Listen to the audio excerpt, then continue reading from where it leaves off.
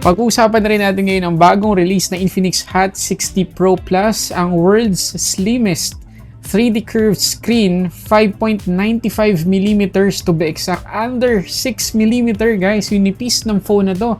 Pero dahil ba sa manipis, marami tayong compromises na makikita sa phone na to. Iyan ang malalaman natin. Pero bago natin to unbox, muna tayo sa pricing. So itong Infinix Hot 60 Pro Plus ay mabibili natin for 8,999 pesos. Yan ang kanilang SRP. Pero if ever na maabutan ninyo yung promo ng Infinix dito sa phone na to, 7,799 pesos na lang, plus may freebie ka pa na power bank and 12 months na view subscription. Nandiyan ang link sa description box sa baba. Okay, so same pa rin naman guys yung color scheme ng box nitong Hot 60 Pro Plus.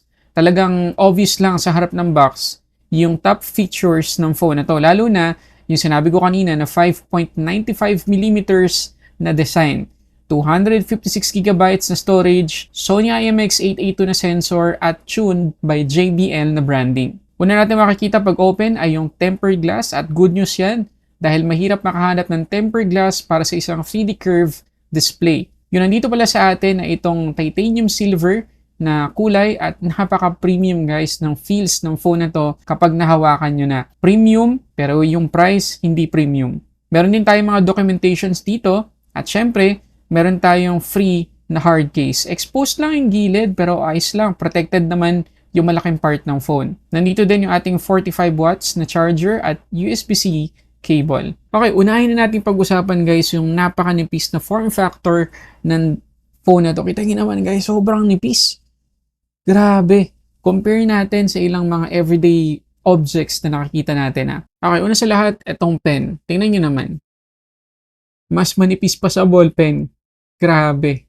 At kinompare ko din siya sa CD case, guys. Almost same sila ng nipis. Talagang paper thin yung body design ng phone na to. Tapos kinompare ko din siya sa remote control, mas manipis pa itong 60 Pro Plus. Tapos ang maganda pa sa phone na to, 155 grams lang yung weight niya. So manipis at napakagaan ng phone na to. Pero magugulat kayo sa performance, lalo na sa battery, sa chipset ng phone na to, mamaya pag-uusapan natin yan. If ever lang pala na hindi nyo gusto itong titanium silver, meron pa tayong sleek black, color tides, misty violet. Okay, itong Infinix Hot 60 Pro Plus ay merong IP64 na ingress protection. So, water and dust resistant to, tapos drop resistant pa siya up to 1.5 meters. I-comment nyo lang dyan sa baba or i-like nyo tong video na to kung gusto niyo ng drop test para dito sa phone na to. Okay, kung titingnan natin ang bawat side, dito sa may right side, makikita natin yung volume up and down buttons, pati na rin yung power lock button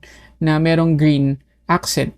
Tapos sa kabilang side naman, malinis na malinis. Tapos sa taas, makikita natin yung JBL branding sa gitna, yung secondary microphone at yung ating secondary speaker. Tapos sa may ilalim, makikita natin yung USB-C port, main microphone, SIM tray at yung main speaker. Ngayon yung SIM tray nitong phone na to ay pwedeng lagyan ng dalawang nano SIM pero hindi tayo makakapaglagay dito ng micro SD card. Mabuti na lang talaga, 256GB na yung storage ng phone na to kapag binili natin. Ngayon kung sakaling kusing malaman yung haptic feedback ng phone na to, hindi siya mid-range level, pero pwedeng-pwede na para sa presyo niya. Mag-e-enjoy na kayo. Pero ulitin ko hindi siya as premium as mid-range phones. Pero natuwa ako sa niya, sa placement ng dual speakers or stereo speakers lang. Kasi kapag naka-landscape mode tayo, hindi masyadong matatakpan lalo na yung main speaker. Medyo matatakpan yung secondary, pero mas malakas naman yung main speakers, okay lang.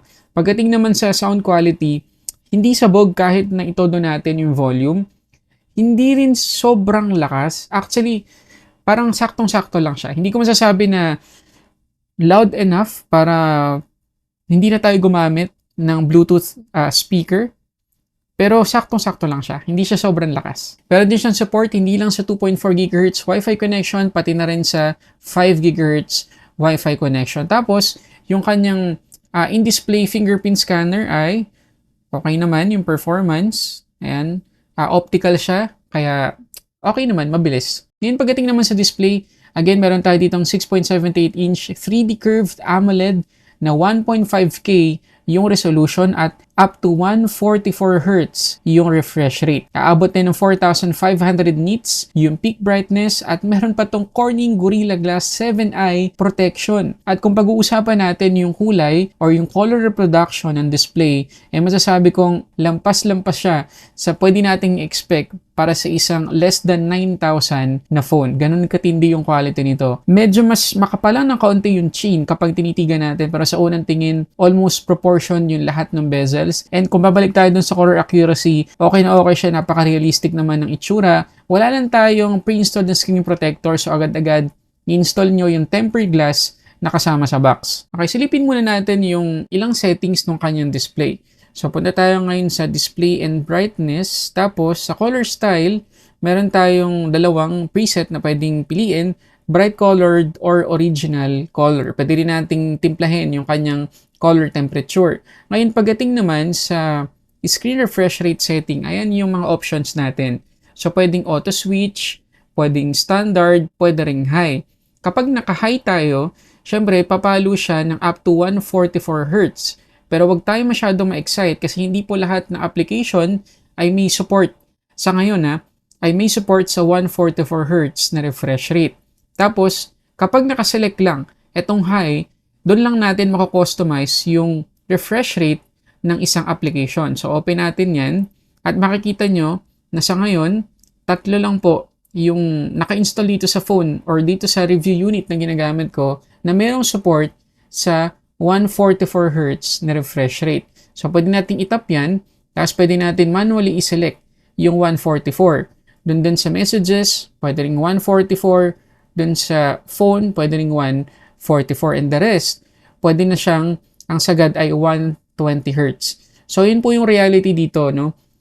Future-proof, yes, yung display, pero sa ngayon, hindi po lahat ng application ay makakagamit doon sa mataas na refresh rate ng phone na to. For example, kung makikita niyo dito sa Altos Adventure, umaabot naman tayo ng 120 Hz or 120 FPS na gameplay kasi may support siya up to 144 Hz or 144 FPS na gameplay. Pero again, yun lang talaga yung sagad na pwede natin gawin dito sa phone na to, 120 FPS. So sana sa mga susunod na software updates nitong Infinix Hot 60 Pro Plus, ma-enable yung 144 FPS na gameplay sa mga common games sa ngayon. At isa pang good news, level 1 po yung Widevine security natin sa phone na to, kaya may enjoy natin yung full HD playback resolution sa streaming services kagaya na lang nitong Netflix. Okay, so far, andito pa lang tayo sa display, hindi pa natin pinag-uusapan ng performance, pero bawing-bawi na natin yung 8,999 pesos na presyo ng phone na to. Doon pa lang sa design,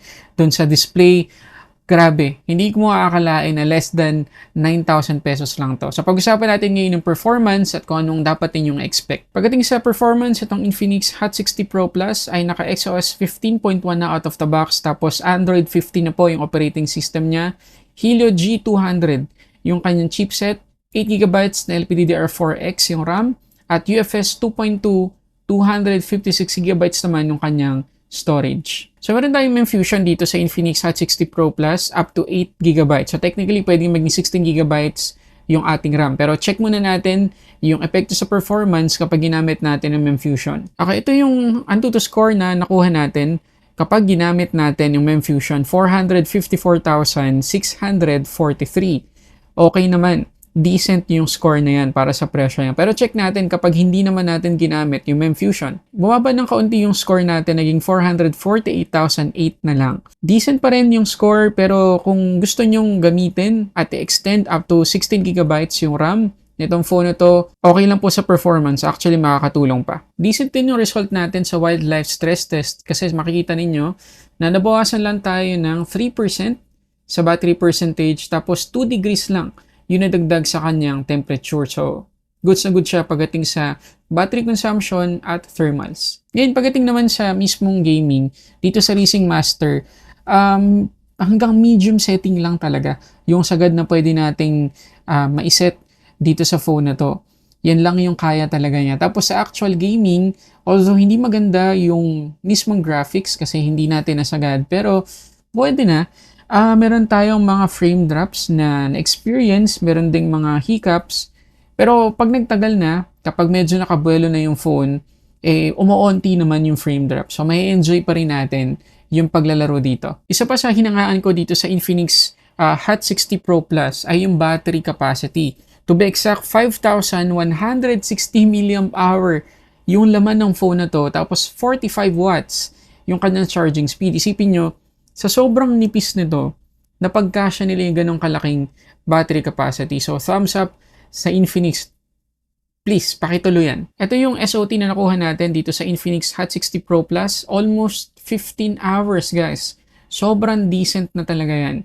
At sigurado na mag-improve pa yan by time, lalo na sa mga susunod na software updates ng phone na to. Ngayon, pagdating naman sa camera, meron tayong 50 megapixels na main shooter na naka Sony IMX882 na sensor.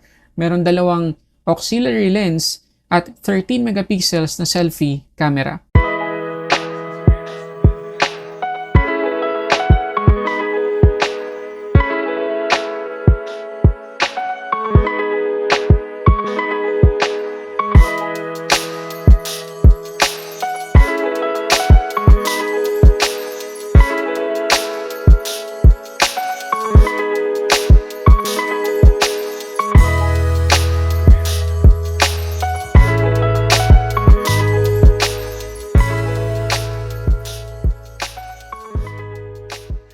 Okay, so ito naman yung selfie video recording dito sa Infinix Hot 60 Pro Plus. So, 2K 30fps po yung sagad na resolution na pwede nating ma-record dito sa selfie camera.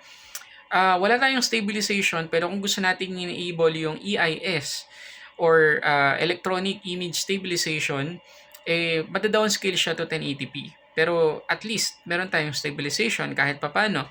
Pero okay guys, ano masasabi niyo sa quality ng kanyang video recording dito sa selfie camera? Comment lang kayo dyan. Okay, so yun na lahat guys sa mga gusto ko i-share tungkol dito sa napakanipis na Infinix Hot 60 Pro Plus. Sa tingin nyo ba, sulit tong bilhin para sa presyong 8,999 pesos? Comment lang kayo dyan sa baba. Ngayon, kung ako tatanungin, no-brainer guys. Sulit talaga siya kasi halos wala akong nakitang compromises. Sa totoo lang, nabilib ako na yung ilang aspect ng phone na to makukuha at may experience na natin sa ganitong presyo. Halimbawa, yung curved AMOLED na 1.5K resolution, tapos 144Hz yung max refresh rate, naka JBL na stereo speakers, tapos sobrang nipis na form factor, tapos decent na performance at magandang battery performance. Parang dati may experience lang natin yan sa mga mid-range phone na more than 10,000 pesos. Pero ito, less than 9,000 pesos technically, di ba? May ganyan na tayong experience. Siguro, isang bagay lang yung medyo nakulangan ako sa phone na to. Pero hindi natin alam sa mga susunod na announcement ng Infinix. Baka may sabihin pa sila na wala silang dineclare kung ilang years yung magiging software support nila sa phone na to. So, yun lang yung napansin ko. Hindi nila sinabi kung ilang major Android upgrades yung matatanggap ng phone na to or ilang years ng security patches, walang ganon. Pero again, abangan natin yung announcement ng Infinix, baka meron pa yung pahabol sa mga susunod na weeks or months. Tingnan na lang natin. Pero for now, masasabi ko na sulit itong Infinix Hot 60 Pro Plus. Okay, so yun muna guys, maraming salamat sa panonood para sa sambat-saring unboxing and reviews. This is Sulit Tech Reviews.